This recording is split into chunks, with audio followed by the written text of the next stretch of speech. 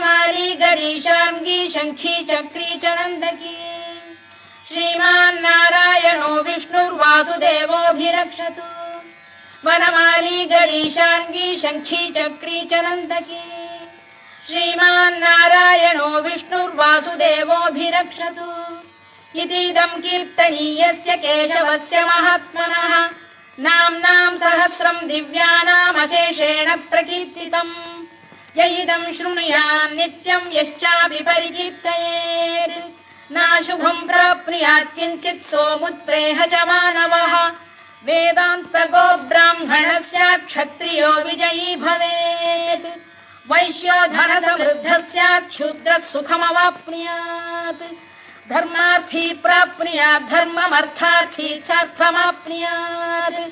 कामानवाप्नुयात् कामी प्रजार्थी चाप्नुयात् प्रजाम्